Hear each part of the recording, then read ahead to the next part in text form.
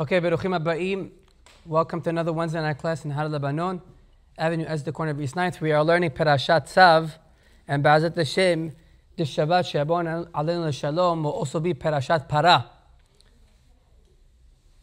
The class is dedicated, sponsored by Rabbi Yoshua and Leah Kaikov to the Hatzlaha and protection of Am Yisrael, and specifically to the soldiers, Ba'azat Hashem. Hazaku Baruch. We'll explain about Perashat Parah after the introduction of Perashat Tzav.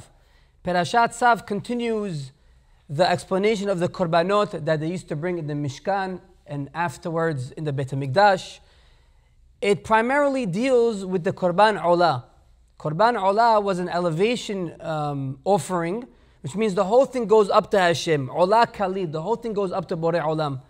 And the Pasuk says, Tzav et Aharon ve'et banav lemor, zot Torat ha'olah. These are the implications, or these are the requirements, or the details about this elevation offering. Hi ha'olah al mokeda al mizbeach kol halayla ad haboker, ve'esh ha'mizbeach tukad bo. Which literally means the fire has to consume it all. It stays on the mizbeach, on the altar the whole night, and the fire must consume all of it.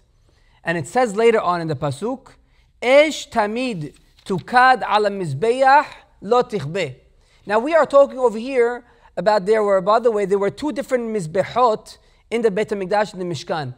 One mizbeach was mizbeach ha'olah, the other one mizbeach ha'ketoret. We're not dealing with mizbeach ha'ketoret. There was actually an altar where all the korbanot were sacrificed on this altar.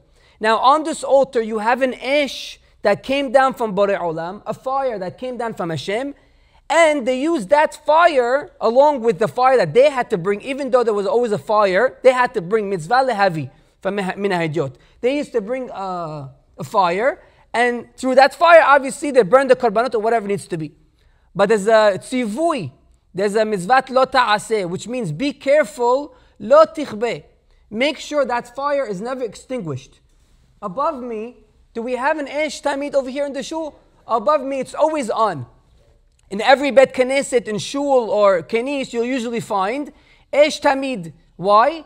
To symbolize that this was in the Mishkan, in the Beit HaMikdash, there's always a esh tamid. And there's a commandment, esh tamid tukad al mizbeach lo tichbe. More than that, one of the 10 nisim that happened in the Beit HaMikdash was that no matter how many thunderstorms there were hurricanes, no matter what happened, rain, heavy winds, that esh would always be on. Now, what's the symbolic meaning? The symbolic meaning to us, where today we don't have a Mishkan, today we don't have a Beit HaMikdash, the symbolic meaning to us is that we have an inner fire inside of us. That inner fire, make sure you always ignite it to Borei Olam, lo tichbe. Make sure it's never extinguished. And now, just like fire, if you don't maintain it, if you don't throw in pieces of wood, if you don't kindle it every now and then, it will get extinguished. Your neshama, your holy neshama, the fire that you have inside of you, make sure you're always kindling it. Make sure you're always igniting it. Make sure you're always making it a flame through the learning of Torah, through doing the good deeds. As it says in the Pasuk in Shir HaShirim, Mayim rabim lo yuchelu lechabot et ha'ahaba unharot lo yishtefuha. Heavy water, strong waters will never extinguish the love that we have between us and God. Where essentially the Esh Tamid on the Mizbeach just showed a love that Hashem had for us. So same thing today in nowadays, in our generation, in our lifetime. Since we don't have the Mizbeach, we don't have the Korbanot, make sure your Neshama is always connected to Hashem. And no matter what you try to do to come close to Hashem, make sure your Neshama is always ignited. However, there are many kinds of love in the world. Usually love and desire and cravings extinguish after you fulfill what you want. For example, I'm starving right now. I'm in the mood for a hamburger. Right, so I have a love right now for a hamburger, but after I eat the hamburger, I consume it, the love extinguishes. There's nothing there. However, the love between us and Borei Olam, Esh tamid tukad ala mizbeach lo tichbe. Make sure, in fact, there is one of the 6 mitzvot tediriyot. We have 6 mitzvot constantly, at all times, that we always have to fulfill. One of them is Ahabat Hashem. If you're walking in the street and you say, Hashem, I love you so much, ching, you just got another mitzvah. Every single time, make sure your neshama is always connected to Hashem. That's what it means. Esh tamid tukad ala mizbeach lo tichbeh. But you have to work on it. You have to work on it through the learning of Torah, through the doing of good deeds, through connecting to Hashem. That's how you make sure that your neshama or your esh, your fire, never gets extinguished. The rabbis tell us, in the first Beit HaMikdash, the fire that came down from heaven to consume the korbanot came down in an image of a lion. In the second Beit HaMikdash, the fire that came down to consume the korbanot came down in the image of a dog. What was the difference? Well, if we are to give gifts to a melech, a mortal human being, a mortal king, when we give him something nice, when we put effort in it, when we put all our soul in it, I'm not talking now, it has to be an expensive gift. Like they say, it's the thought that counts. It's the thought that matters. If I give him something, but I put all my neshama into it, he'll accept it. If he doesn't, he'll say, throw it to the dogs. Give it to the servants. You're bringing this to me? So in the first Beit HaMikdash, where they were on an elevated level, they came close to Borei Olam, especially in the Mishkan. So the Esh came down as an aryeh, as a lion, because Borei Olam appreciated their energy. Borei Olam appreciated the neshama and everything they were doing. But in the second Beit HaMikdash, where they were buying themselves, they were buying it in, they were buying the Kahuna Gadolah, they were paying money to come in to be the Kohen Gadol, Borei Olam says the energy has faded. There's no more neshama, there's no more love, there's no more soul, there's no more neshama, there's no more ish. The ish is no longer there. So you're giving me a korban, thank you so much, but throw it to the dogs. So we have to make sure in every generation, in our life, when we are coming close to Borei Olam, make sure, Eish tamid tukad ala mizbeach lo tichbeh. Make sure that fire, no matter what, make sure that fire always stays ignited. We just have to say what the pasuk in the Navi says. This is brought down in the end of Masechet Menachot. So Masechet Menachot is saying how important it is for a person to learn Torah non-stop, constantly learn Torah. The end of Masechet Menachot says, it brings a pasuk from the Navi, Bechol makom muktar mugash lishmi. You can sacrifice, you can offer me a sacrifice no matter where you are. And the Gemara asks, Bechol makom salka da'atach. How do you bring a sacrifice to God wherever you are? I thought sacrifices can only be in the Mishkan, in the Beit HaMikdash, on the altar. So what does that mean? Bechol makom. No matter where you are, muktar mugash lishmi. You can bring a sacrifice to me. So the Gemara says, Amar bi Shemuel bar Nachmani, Amar bi Yonatan. Rabbi Yonatan teaches us, Elu talmidei hachamim ha'oskim b'Torah bechol makom. Ladies and gentlemen, you don't understand what you are doing when you are attending a class, when you are learning Torah, when you are opening a sefer, when you're listening to a class online. What are you doing? Ma'aleh ani alehem ki'ilu maktirim umagishim lishmi. It's as if they are offering me now sacrifices. Today we don't have sacrifices. What's the closest to a sacrifice? Learning Torah. No matter where you are, you're able to offer a sacrifice to Hashem, to the learning of Torah, which is a higher level than the Beit HaMikdash. Because if I lived, for example, if I lived in Meron, I have to take the korban all the way down to Yerushalayim, or really up to Yerushalayim, because Yerushalayim is above everything. But I'm going to Yerushalayim, and it's a trip, it's a journey to bring the korban on the Mizbeach. But today, I don't have a Beit HaMikdash. No matter where I am, even if I'm in Meron, I open up a sefer, I learn Torah, Borei Olam says, Hashem counts as if I am bringing a korban, a sacrifice on the altar. That's how important it is. That's the meaning of Ish Tamid tukad ala mizbeach lo tichbeh. That holy neshama you have inside of you is always ignited, but make sure you're doing things to keep it aflame. Another pasuk we have in Tehillim, Shir HaMa'alot, Hine barechu et Hashem kol abdei Hashem, ha'omdim bebet Hashem balelot. David HaMelech is saying, I bless all the ones that are working in the Beit HaMikdash in the nighttime and sacrificing korbanot. The question is, they didn't sacrifice korbanot in the nighttime. There were no korbanot in the nighttime, only in the daytime. The Gemara asks, my balelot, how can you say they're offering sacrifices in the nighttime? אמר רבי יוחנן, אלו תלמידי חכמים, העוסקים בתורה בלילה. When you come attend the class in the night, and last night we said that not last night, yesterday afternoon we said that the best time to learn Torah is in the night time. I'm not taking away from learning Torah during the day, but the best time is the night time. Says the Gemara, whoever learns Torah in the night time, it's as if you are working right now in the Beit HaMikdash. So all of us right now, we are actually in the Beit HaMikdash. Bet Knesset, the Knis is a mini Beit HaMikdash. We are actually offering a korban to Borei Olam, a higher level, no matter where we are. And that's why the Gemara says, the Atid Lavo, in the future, may we see it very speedily in our days, amen. When Mashiach comes, all the Batei Knesiyot will be uprooted and taken to Yerushalayim, taken to Eretz Israel. Why? Because if you learn Torah in the Bet Knesset, in the Knis, in the Shul, if you treat it as a Beit HaMikdash, well, you're in the Beit HaMikdash, so now it's part of the Beit HaMikdash. That's why it's so important not to talk in the Bet Knesset.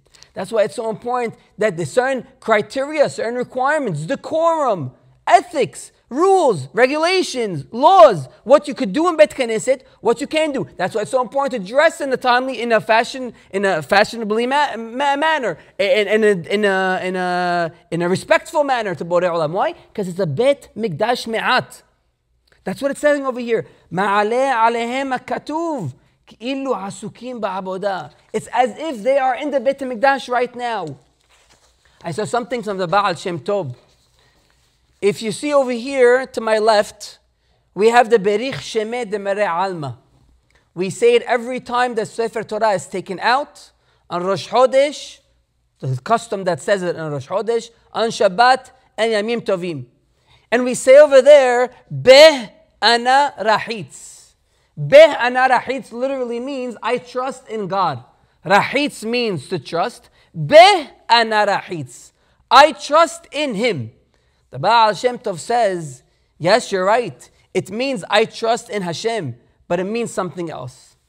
He says, if Shar Lomar, we can maybe say, Debeh, Hainu Besefer HaTorah HaKedosha.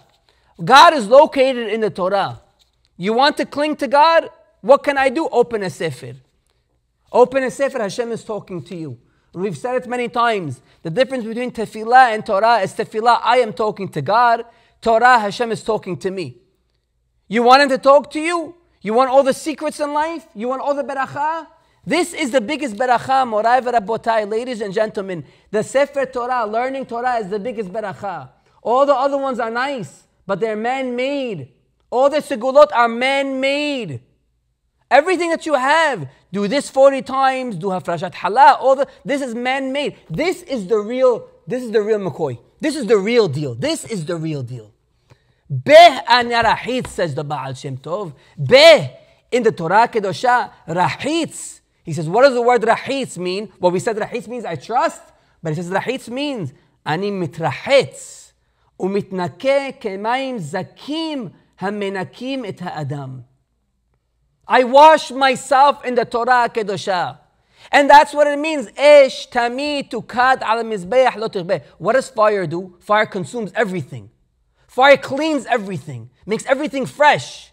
The Torah Kedosha, which is the fire, Beh Ana Rahitz. In the Torah Kedosha, I clean myself. It's a cleansing process. When we're coming to class and learning Torah, it's not, okay, something nice, no hidushim. No, we're cleaning ourselves. That's the Esh Tamid Tukad al Mizbeach Lo Tichbeh. Beh Ana Rahitz. In Him, in Borei Olam. Because Borei Olam is in the Torah. They are one. In Borei Olam, in the Torah, Ana Rahitz. I clean myself. I'd like to tell you a story with Rabbi Shimon Sofer. Zecher Sadik V'Kadosh V'Bracha. Rabbi Shimon Sofer is learning Torah as usually he does in his study in his house. And the door, somebody barges in, the door opens wide, and somebody's carrying their child. And he says, Rabbi, you got to help me. I don't know what to do with this child. It looks like he's going to die in a minute. Rabbi, what do I do with the child? What do I do with the child? So the rabbi turns to him, he says, what do you want from me? I'm not a doctor. What could I do? He says, Rabbi, I know your power. I know what you can do. Rabbi, do something to my kid. She says, okay, 1 second. Put the kid down. He puts the kid down. The rabbi takes his scarf, because he always used to wear a scarf. Winter, summer, spring, or fall, always wearing a scarf. And that scarf was drenched with the sweat that he was learning Torah be'amal, with energy, with all his might, with all his power and his fire. It was drenched with the sweat. He put it on the boy. Few minutes later, he revived the boy, and Baruch Hashem, the boy is learning today in Yerushalayim. I'm joking. This story was 300 years ago. But the boy stayed alive. But he told the person 2 things. He says, I want you to know 2 things. Number 1, don't tell anybody the story until he passes away. Number 2, don't think that it was I that revived the boy. I didn't do anything. It was the tears and the sweat and the water and the energy that I used in learning the Torah. There is nothing like the learning of the Torah to give you everything that your heart desires. All your dreams and wishes will be fulfilled through the learning of Torah. Nothing in life is stronger and more powerful. He says, tell everybody that there's nothing greater than the learning of Torah. That's what it means. Esh tamid tukad ala mizbeach lo tikhbeh. No matter what you want from Borei Olam, you want it, Esh tamid. Make sure there's always a fire in your heart. Make sure you're always connected to Hashem. With that being said, we'll explain the Parah Aduma. As you know, like I mentioned, this week, B'ezrat Hashem, is also Perashat Parah. Perashat Parah is one of the 4 parashiot we read. We read already Shekalim, we read Zachor, we have Parah and Chodesh. Parah is read the Shabbat before Parashat HaChodesh. Parashat HaChodesh is read the Shabbat before Rosh Chodesh Nisan. And Parah, the Parah Aduma, literally, what did they do with the Parah Aduma? They used to use it to be mitaher themselves from a tamemet. We'll explain. A tamemet is abi abot hatum'ah. There is nothing worse than coming in close contact with a corpse, with a dead body. That makes you tameh to the highest degree. And the only way you can remove that is not going to the mikveh, is not doing anything other than being sprinkled by the ashes and the water of the Parah Aduma. Now let's see exactly how it happened. Tum'at met, as I said, is the most severe. You can come to this Tum'at met 3 ways. Number 1, either you touch the dead body. Number 2, you carry the dead body. Number 3, you are in the house that the dead body is in. The only way to extract or to remove this tum'ah from you is the effort of the Parah Aduma. Let's see exactly, and if a person, Haz v'Shalom, did touch a dead body, he can eat terumah, he can eat kodesh, until he does this whole cleansing process, 3 days, 7 days, we'll spare the details. For the Parah Aduma to be a kosher Parah Aduma, it had to be all red. Even the hairs have to be red. Yes, they found many Parot Adumot, but their hairs were black. So right away, NG. Right away, you can use the Parah Aduma. That's number 1. Number 2, it can't work at all. No heavy burden on it, nothing. Lo ala aleha ol, which means from the day that it's born, it has to eat, and that's it. Take care of it. You can't do anything to it. Lo ala aleha ol. Number 3, en ba mum. It cannot have any blemishes. Okay, so it has a nick over here, no problem, it'll heal. Pasul. Also, it has a wonky eye. Pasul. Also, it limps. Pasul. Lo en ba mum. Number 3. Number 4, it has to be 3 years old. Now, on this detail of 3 years old is where I want to build this class tonight. It has to be 3 years old. It's not so simple. There is a mahloket in the Mishnah, we will see, between Rabbi Eliezer and the Hachamim, but the halakha says it has to be 3 years old. Let's see. After they have this Parah Aduma, Lo ala aleha ol, and Bamum, 3 years old, now starts the process. They take it to Har HaZetim. Now Har HaZetim, the Kohen that takes it to Har HaZetim, obviously he has to be a tahor. He has to dip in the mikveh.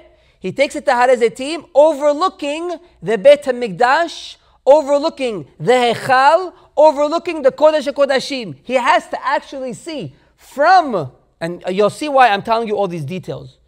He has to look from Har HaZeitim all the way down. That's why they made the wall of the perimeter of the Beit HaMikdash lower, so he's able to see. He's supposed to see from Har HaZeitim all the way to the Echal, to the Kodesh Kodashim. After he sees, he shechts the parah, he slaughters the parah, and what does he do? He takes from its blood, and he sprinkles to the direction of the Kodesh Kodashim 7 times. Yes, it's not going to reach, but he has to sprinkle 7 times in that direction. After he does that, he mixes he burns it, he takes the efer, the ashes, he mixes it with etz erez, which is a cedar wood, ezob, which is really hyssop, which we know as za'atar, and tola'at shani, which is a crimson wool, come from a worm. He mixes it all together. Now, he mixes it with water. Now you have this mixture. You have the water, you have the ashes, you have the cedar wood, you have the ezob, the hyssop, and you have the tola'at shani. After he mixes it, now he has something called meh hatat, which is a holy water. And what does holy water do? You guessed it. They sprinkle it on the person that's a tamemet, and he has to go through the whole process. Beautiful. However, the Kohen himself that does this whole process becomes tameh. How that works, nobody knows till today. How could it be? If I'm making somebody pure, how could it be that I become impure? Nobody understands. It's a double-edged sword. You make the person pure, but you become impure. Okay. Now, the first Parah Adumah was slaughtered in Bet Nisan, the second day of Nisan, because the inauguration of the Mishkan was Aleph Nisan, and the second day, Borei Olam tells Moshe Rabbeinu, tell Elazar HaKohen, V'ekhu elecha Parah Adumah, the second day of Nisan, Bet Nisan. The Rambam brings in Mishneh Torah that in history we have had 9 Parot Adumot. 9 Parot Adumot, and every single Parah Adumah was used and it was mixed together with the efer of Moshe Rabbeinu, which means you have the original. That's why today we don't have the Parah Adumah, because we don't know where the efer of the original, the ashes of the original Parah Adumah are. But says the Rambam, that's what he says. And he says, says the Rambam, the 10th Parah Adumah Be'ezrat Hashem will be revealed to us through Melech HaMashiach. So therefore, all the Parot Adumot that were born in people's backyards are all fake. Because the only one which revealed to us, the real Parah Adumah, the 10th one, is Melech HaMashiach. I know in 1997, they said somewhere in Eretz Yisrael they found a Parah Adumah. However, they thought, and that's it, they thought that was a Parah Adumah Mashiach, but it had 2 black hairs. So that's it, it's pasul. Many different, in Maryland or in Cleveland or in Milwaukee, they had Parot Adumot. They're all fake. Melech HaMashiach will reveal the Parah Adumah, the 10th one. Now we get into the mahloket that I mentioned earlier between Rabbi Eliezer and the Hachamim. Masechet Parah Mishnah Aleph. And if last week it was more of the last week's class, Baruch Hashem, I got a lot of good feedback on it. If it was more Hidushim and Gimatriyot and Rashi Tevot, today will be the total opposite. Today will be something you have to actually think about. We'll be more philosophical, and really you have to use your intellect. Baruch Hashem, I see all of you, Baruch Hashem, are up. You're paying attention. So, here we go. Masechet Parah Mishnah Aleph. Rabbi Eliezer Omer, Parah bat shenatayim. Rabbi Eliezer says the Parah Adumah has to be 2 years old. Hachamim Omrim, bat shalosh or bat arba. The Hachamim say either 3 or 4. Now we know, whenever there's Hachamim and one rabbi arguing, we always go, Ahare Rabbim lehatot. We go with the majority and the Hachamim. So the halakha is established that the Parah Adumah has to be 3 years old. There's a midrash in Perashat Hukat that says, Amar bi'aha b'shem Rabbi Hanina. Rabbi Aha tells us in the name of Rabbi Hanina. B'sha'a she'ala Moshe lamarom. When Moshe Rabbeinu goes up to receive the Torah, Shama kolo shel HaKadosh Baruch Hu sheyoshev ve'osek beparashat Parah Adumah. He meets Hashem, and Hashem is learning the laws of Parah Adumah when Moshe Rabbeinu meets him. Ve'omer halacha b'shem omra. And Borei Olam is actually saying the mahloket between Hachamim and Rabbi Eliezer. And Hashem is saying, Rabbi Eliezer Omer, Parah bat shenatayim. Borei Olam agrees with Rabbi Eliezer. You're going to tell me, if Borei Olam agrees, what about the rabbis over here? We don't go after Borei Olam. Torah lo b'shamayim hi, lo mashkichim bat kol. Once God gives us the Torah, we are the deciders. Whatever we say goes. With all the respect, of course. But whatever we say goes. But Hashem agrees with Rabbi Eliezer. Amar lefanav Moshe Rabbeinu. So Moshe Rabbeinu, upon hearing that Hashem decides, or Hashem favors, or Hashem agrees with Rabbi Eliezer, that he says that the Parah Adumah has to be only 2 years old, Amar lefanav Ribbona Olamim, God Almighty, Yehi ratzon sheyehem meyotzeh halatzai. Can he please be my descendant? I like him. I like Rabbi Eliezer. I agree with him. If you agree with him, I agree with him. Can he be from my lineage, from my descendants? Amar lo HaKadosh Baruch Hu. So Hashem answers him back, Hayecha, shehu mehalatzecha. For sure. He's going to be from you. Shene'emar, Veshem ha'ehad Eliezer. Now Moshe Rabbeinu had 2 boys, Gereshom and Eliezer. In the Pasuk, when he has his children, it says, Shem ha'ehad Gereshom, Veshem ha'ehad Eliezer. It should say, Veshem ha'sheni Eliezer. The second boy, what does it say? And ha'ehad, and one of them is Eliezer, because the Eliezer, his son, will come from his son, Rabbi Eliezer Gadol. So this is the Midrash. This is a very, very hard Midrash to swallow. What does it mean? Moshe Rabbeinu wants Rabbi Eliezer to be from his descendants. And not only that, the halakha is not like Rabbi Eliezer.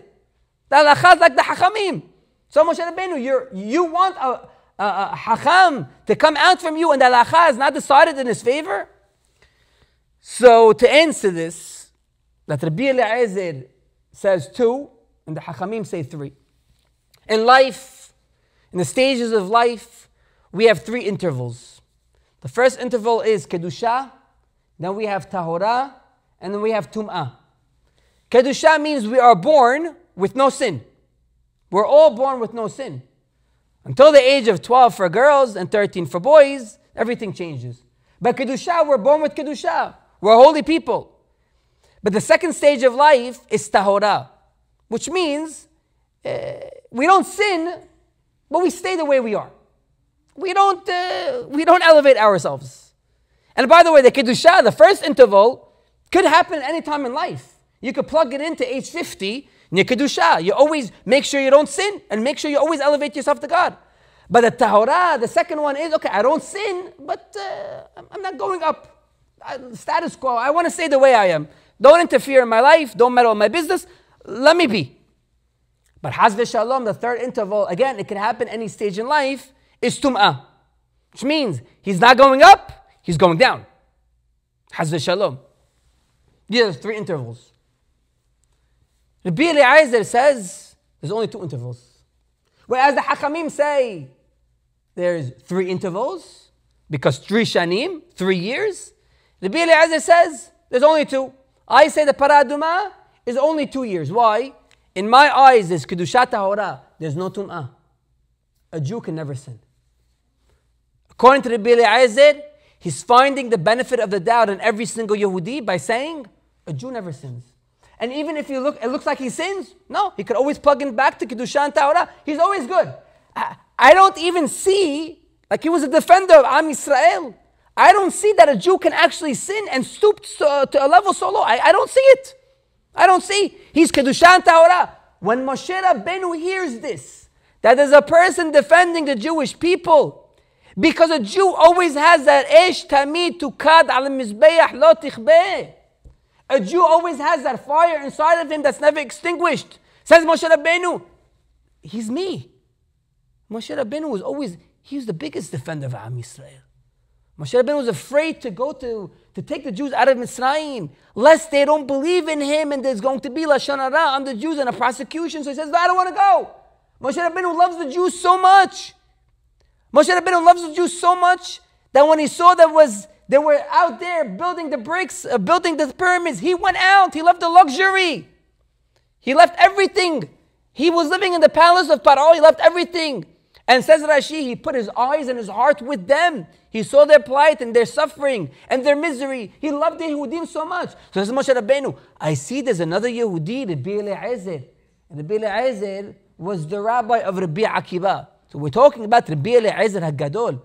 There's another person in history that's a defender of the Jewish people that says the Jewish people don't have 3 intervals in life. There's only 2. I want him to be part of me. I want him to come from me.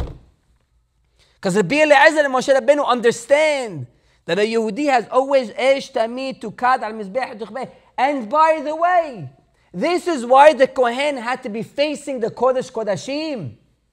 Because Kodesh Kodashim is the Holy of Holies to say. The Jews are Holy of Holies. Every single Yehudi is Kodesh Kodashim in my eyes. There's no such thing that a Jew sins. And even if it looks to you like it's a sin, it's not a sin. He was tempted by his evil inclination. I don't know what happened. He had a bad day. He didn't drink his coffee. Give him a break. Benefit of the doubt. Kav zechut. You know why? Because Kodesh Kodashim. I'm looking straight at him. I'm looking at the Holy of Holies. That's every Yehudi. Another reason why Moshe Rabbeinu wanted that Rabbi Eliezer HaGadol be part of him, aside from the reason we just brought, it says in the Pasuk, in Perashat Kitisa, when Moshe Rabbeinu comes down from Har Sinai, and he sees the Erev Rav and Am Yisrael worshipping the golden calf, and he asks Aharon, what are you doing? What did you do? How could you fall to a level to listen to them? That you made them play mind tricks with your mind to make Avodah Zarah. Vayomer Aharon. So Aharon tells Moshe Rabbeinu, you know they're not a good nation. So they came to me and they wanted a golden calf, and I said, okay, bring your jewels, and I did it. I threw it in the fire, and the golden calf came out. But what do you want from me? They're a bad nation. Oh, Moshe Rabbeinu is hearing that there's somebody that says that Am Yisrael is a bad nation. It shook him to his core. I'm not used to this. I'm not used to somebody telling me, Borei Olam tells me up high. It's Borei Olam. But for another Jew, and again, who am I to speak about Aharon HaKohen? I'm nobody, I will never be Aharon HaKohen, not even close proximity to him. But I'm only saying what the rabbis allow us to say. Moshe Rabbeinu says, unbelievable. This is, and by the way, everybody asks, why is the mem in this parasha so small? Why is the mem in this parasha? Right? Look at the mem, not only in this Humash. The Sefer Torah, it's small. Why? Because mem is the first letter of Moshe. Because Moshe is the one to tell you that you are olah. You are a sacrifice. You're an elevation sacrifice that goes all the way up, an offering. It's all about Moshe Rabbeinu's trying to defend the Jewish nation. Because the age that you have inside of you will never be extinguished. But when he hears that Aharon tells him, I know that the Jewish nation is a bad nation, he couldn't handle it. Look what happens over here. And also, Aharon himself. What, Aharon, you can't defend the Jewish people? Instead of saying to Moshe Rabbeinu, your brother, the Jewish nation is a bad nation, and you know that they're bad, so okay. Say, you're right, Moshe, it was my mistake, I shouldn't have done it. Why are you putting the blame on Am Yisrael? Okay, Erev Rab, but why are you putting the blame on them? So there's a sefer by the name of Ramatayim Tzofim. He brings the Eliyahu Rabbah, and I'm going to read it to you. But please, don't say, because it's going to be a very drastic, dramatic midrash. Says the Eliyahu Rabbah, he brings it also, many midrashim bring it, that Yitro tells Moshe Rabbeinu, I will give you tzipora on one condition. I will give you tzipora on the condition that your firstborn will be a komer ta'abodah zara. Your firstborn will be a priest to worship Avodah Zarah. Do you agree or no, Moshe? Otherwise, I won't give you tzipora. And Moshe Rabbeinu agrees. Now you could say, Moshe Rabbeinu agrees? Vayoel Moshe, which means he promised him, he swore to Yitro, his father-in-law, you got it, Dad. Fine. What do you want? You want my firstborn to be Obed Avodah Zarah? No problem. And by the way, that's what happened. Not his firstborn, but his grandson ended up making Avodah Zarah. Why? Because Moshe Rabbeinu said yes. How are we to understand this midrash and the dialogue, the conversation between Yitro and Moshe? So the Ramatayim Sofim says like this. And this is where we get into the philosophical aspect of the class. Says the Ramatayim Sofim, Ha'inyan hu shekodem matan Torah היה השגת האלוקית רק על ידי פילוסופיה וחוכמות כידוע לכל. Before the giving of the Torah, people wanted to come close to God, but they didn't know how. So they used it through either philosophy, or their intellect, or the horoscopes, or the zodiacs. Why? Because they had pure intentions to come close to God. This is before the giving of the Torah. ובאמת, שיתרו פירש מעבודה זרה, גם קודם שבא משה רבנו עליו השלום. And Yitro was the same thing. Yitro tried every single Avodah Zarah under the sun until finally he found Borei Olam. And why was he trying every single Avodah Zarah under the sun? He wanted to come close to God. He wanted to, but I don't know how. So maybe through worshiping the sun, maybe through worshiping the snake, maybe through, I don't know. I really want to come close to God. He says over here, Ve'yitro yada hetiv. And Yitro knew, שאין להשיג זה באמת לאמיתו, רק על ידי זה וכל מה שהיה חוקר בעבודה זרה יותר, השיג אחדותו יתברך באמת. Yitro said, Moshe, I want your children to not have blind faith. I don't want them to be fed, you have to believe in God, so I believe in God. No. I want them to go and learn all the different theories under the sun, Darwin's theory of evolution, the Big Bang theory, he ate a cheeseburger and the world came, whatever the theories are. There is no theory like that. The idiotic theories that are out there. Let your children not find God direct. Let them go and learn all that they need to know and be intellectuals and philosophers and professors. And then after that, through that, come to know God. This is Yitro. But says the Ramatayim Sofim, but after Matan Torah, what do you need to know all the other hukhmot for? You want? It's all here. Everything's in the Torah. You want algebra? Open Masechet Sukkah. Trigonometry. All the deep concepts that they are teaching in schools and in colleges today, it's all in the Gemara. You want to know what goes on up there in Shamayim, zodiacs and horoscopes? Open Masechet Rosh Hashanah. We'll tell you exactly how many planets there are. Come on, Rabbi. How do they know how many planets there are without a telescope? I mean, we needed Galileo to get the telescope to tell us. No. You don't need anything. It's all in the Torah Kedusha. Everything you need is in the Torah. That's the only way you get to Emunah. And by the way, it's dangerous if you take the first route. Because if you take the first route, who's to say that it's going to bring you to the Torah? I learned about all these different theories, and you say to yourself, it makes sense. Maybe we did come from monkeys. Maybe we came from monkeys. I mean, I go to the zoo, I look at the monkey, there's similarities. Well, especially if he has a beard, all he needs is a pair of glasses, that's it. Maybe he's my grandfather. It's very dangerous. So this is Yitro wanted Moshe Rabbeinu to do. But Moshe Rabbeinu, when he says yes, he wasn't really planning on doing it. Moshe Rabbeinu was just telling him yes because he saw the neshama kedusha in Sipporah. He wanted Sipporah. Otherwise, he would never be able to take that neshama. We're not getting to the Zohar right now that Sipporah was Hava. We're not getting into that right now. Tikkun Moshe Rabbeinu and Adam and Hava. We won't get into that right now, but there's a talk. But Moshe Rabbeinu knows the holy neshama of Sipporah. Says, okay, Dad, whatever you want. But Yitro was under that mindset that the only way you get to God is through learning Chachmot Hitzoniyot, they're called. The foreign intellects, the foreign books. But Moshe Rabbeinu understands, Esh tamid tukad ala mizbeach lo tichbeh. I have a neshama that is craving, that's so thirsty to learn Torah. It doesn't want any Chachmot. The nephew of Rabban Gamliel asked him a question. He says, am I able to learn Greek philosophy? He says, you can, but it says in the Torah, Ve'agita bo yomam v'alayla. You have to learn Torah day and night. You find me a time that's not day and not night, and you can learn Greek philosophy. Which means it's not possible. You want to learn all these theories? Okay, no problem. But when are you going to learn it? You have to learn Torah non-stop. The neshama, rabotai, ladies and gentlemen, our neshama is craving.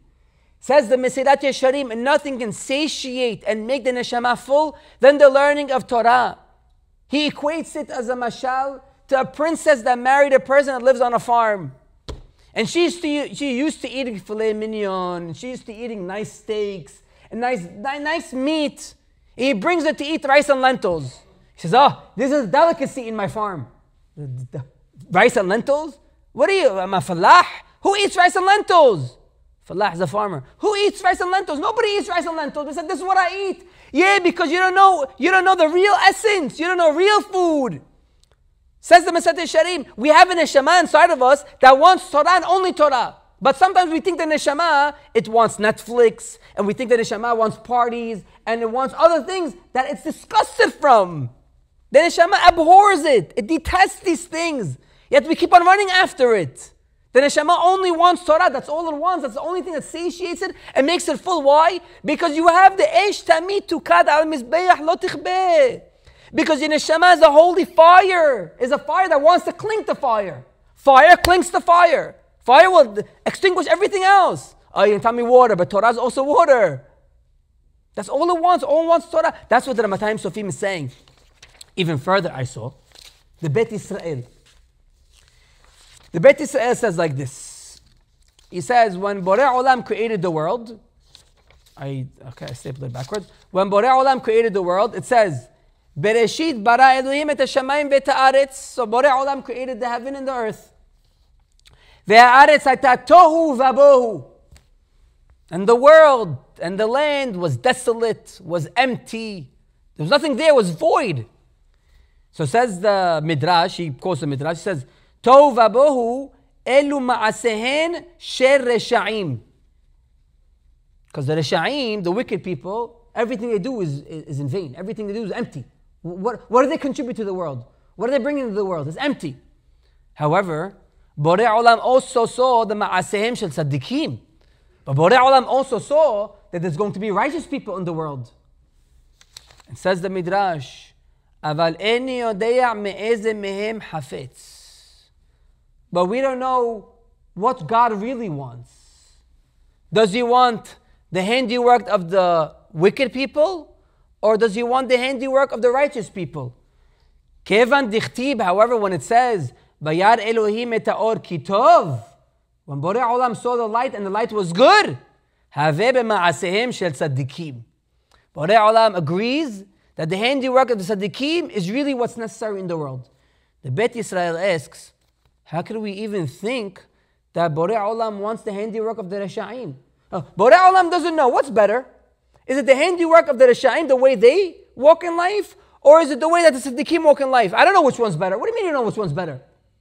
Obviously the way of the Tzaddikim. So what do you do? You don't know which one's better. So he brings from the Hidushei Harim exactly this Midrash that we saw about Moshe Rabbeinu and the difference between Moshe Rabbeinu and Yitro. Whereas Borei Olam said, there's going to be people in the world that is going to be Resha'im.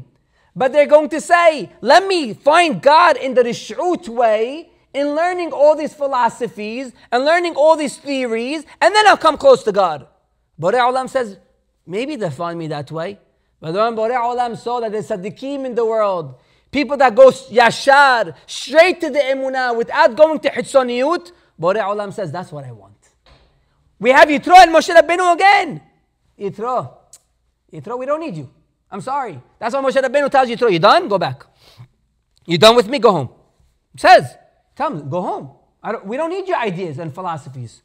Moshe Rabbeinu says the only philosophy we need is emunah shelema be Borei Olam. Straight with Borei Olam. Why? Because we have a holy neshama that craves that. Our neshama does not like all these theories. Now, again, I know in college you have to write thesis, and you have to write essays, and you have to write all this stuff. If you must, you must.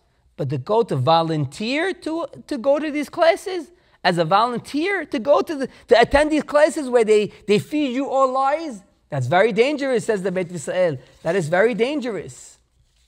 Even more. So now we understand Aharon. Aharon HaKohen tells Moshe Rabbeinu, you know the nation is a bad nation, so I said, let me make them a golden calf. What Aharon was trying to say, I saw that this nation, they want to come close to God, but they don't know how to come close to God. And the only way they could come close to God is by worshiping a golden calf as an intermediary to come close to God. Not that Aharon is saying they're bad people really. Because they're wicked people, the only way they know how to come close to God is through an intermediary. As Moshe Rabbeinu says, we don't need an intermediary. We have Yashar to Borei Olam. Why Aharon? Why did you do that? And Borei Olam agreed with Moshe Rabbeinu. That's why he said, you're right, it's good that you broke the Luhot. They don't get the Luhot because their theory was wrong. That's not the way to come close to God. Says the Me'ira Ene Hachamim, he says, what's this talk about 3 years old and 2 years old? Well, we explained this right now, Baruch Hashem, with the 2 intervals, 3 intervals. That we got, I hope. But says the Me'ira Hachamim, I'll read you his words. He says, Shlomo HaMelech himself didn't understand the story of Parah Aduma. Shlomo HaMelech didn't understand. How could it be? How could it make the person impure and make a person pure and the person that's actually slaughtering it impure? How does it work? So Shlomo HaMelech said, Amarti ihkama v'hi rehukah minni. I thought I'm able to understand the reasoning behind the Parah Aduma, but I said in the end, rehukah minni. It's beyond, as I say, above my pay grade. The only one that understood it was Moshe Rabbeinu. Listen to the Me'ir Ene Hachamim, the Rebbe Me'ostrovsa. He says, Amar Shlomo HaMelech. Shlomo HaMelech says, Kol HaTorah yuchal ha'adam le'asik b'sichlo ha'enoshi. The whole Torah, every single commandment can be understood logically. Ve'lehavin ta'ameh kol ha'mitzvot. And I can understand the reasoning behind every mitzvah. Rak Parah Aduma she'hi rehukah mimeni Shlomo HaMelech himself admitted everything I could understand, everything I could tell you why. Parah Aduma, I can't tell you why. He says like this. He says, ולכן מפרש, יש ראיה שבכל התורה העיקר לעשות מצוות השם בלי שום טעם בחקירה. So Shlomo HaMelech said himself, that's why you have to believe in God emunah shelema 100% without asking any questions. Oh, Rabbi, I only fulfill. You know what was so funny? The other day I was talking to somebody, and he tells me, there's a halacha that says that you have to get drunk on Purim.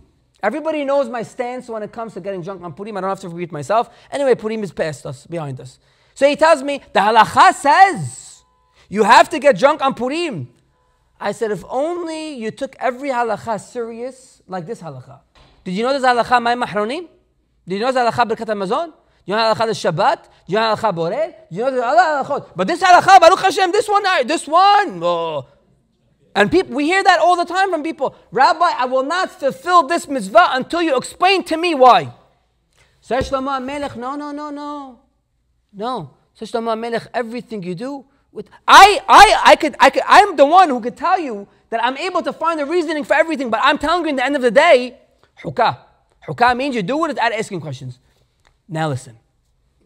He says, אך באמת מצינו טעם גם בפרה. But says the Me'ira Ene Hachamim, there is a reasoning behind Parah Aduma. What's the reasoning? Is because they worship the calf, so the mother of the calf let it come and clean the mess of the calf. They worshipped an egel, so let the parah, which is the mother of the egel, come and wipe and clean the mess that the child made. That's the reasoning that Rashi brings. Says the Me'ira Ene Hachamim. He says, V'im ken, if we do have a reasoning behind Parah Aduma, shub en ra'aya she'ikaru b'chinat Eliezer, kevan sheyesh lomar ta'am gam al parah. Beautiful. Now Rabbi Eliezer says, how old does the Parah Aduma have to be? 2 years. Hachamim say 3 years. If really we go according to the Rabbi Eliezer, which said that the Parah Aduma has to be 2 years, Listen what he says. אפס לרבי אליעזר תסובר פרה בת שנתיים, כי פחותה מבת 3 לא יכולה להוליד, ואם כן, לדידי לא שייך לומר הטעם משום תבוא עמו ותקנח.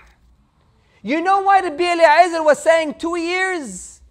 Because Rabbi Eliezer said, if it's 2 years, it cannot have children. It's not a mother. 3 years, according to the Hachamim, it could have a mother. So what do we say? It's a little bit complex, but it's beautiful. We said that there is a reasoning behind the Parah Aduma. And what's that reasoning? Because let the mother come and clean up the mess of the calf. But that only works if we go according to the Hachamim that say that 3 years it becomes a mother. But according to the Rabbi Eliezer, what says 2 years cannot become a mother, we go back and there's no reasoning for Parah Aduma. And that's why Moshe Rabbeinu wanted that Rabbi Eliezer come from him. Because he wanted somebody to say there's no reasoning behind Parah Aduma. You're supposed to do the mitzvot without a reasoning. It's complex, but I'll repeat it. Moshe Rabbeinu, we asked, why is Moshe Rabbeinu, why does he want Rabbi Eliezer to come from his descendants so much? Because Rabbi Eliezer says a Parah Aduma only has to be 2 years. You know why? Behind the scenes, in parentheses, because if it's 2 years, it can't have any children. 3 years, Hachamim, it could have children. If we go like Hachamim, Rashi says there's a reasoning behind Parah Aduma, because let the mother clean the mess of the child. But if we go like Rabbi Eliezer, which says 2 years, she can't be a mother, and therefore we don't have the reasoning of let the mother come and clean the mess of the child, which means we don't have a reasoning behind Parah Aduma, which means everything you have to do with Emunah Peshuta. I see most of you didn't get the reasoning. I know it's very complicated. That's why this made it in Hachamim is a very, very hard perush. But I'm just bringing you the lesson, the musar, is that we do everything with emunah peshuta. We do everything without logic. We do everything with reasoning. You want to call it blind faith? Call it blind faith. Call it. I'd rather have emunah and Borei Olam, blind faith, than to find Borei Olam by visiting my grandfather in the zoo. That's what I'd like to do. I would rather do that. I would rather know God direct, emunah, whatever. What do you want me to do? You want me to keep Shabbat? I'll keep. What do you want me to do?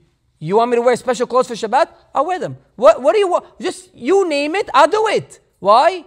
Because I have an neshama inside of me. Says the Meir and the Hachamim. That's why we follow. That's why Moshe Rabbeinu wanted to follow Rabbi Eliezer. Because there's no logic behind the whole Torah. Everything we do is because of Emunah Peshuta. And we'll conclude with this. We said that there's 2 boys for Moshe Rabbeinu. One is Gereshom, one is Eliezer. Whereas the first boy, Shem Ha'echad Gereshom is milashon li'itgaresh. Haz v'shalom li'itgaresh means divorce. If you follow Gereshom's approach to find God like Yitro wanted, his firstborn to Moshe Gereshom, find God that way. If you try to find that God that way, Haz v'shalom, in life you'll be divorced from God. You'll detach yourself from God. Don't follow Gereshom. Follow Eliezer. What's Eliezer from? Elohei Abi Be'ezri. I know I have a father up there in Shamayim. I don't understand it. What do we say many times? If you dare ask your father, Dad, why? What's the answer? A slap on your face. Who asks their father why? Go throw out the garbage. Why? What? You're asking me what? Can you repeat that, please? Why? You dare ask your father why? That's chutzpah. Where's the respect? That's it. Elohei Abi Be'ezri. God of Shamayim is my Abba. My father. Whatever my father wants, I'll do. Eliezer. That's the approach we have to have in life. Why?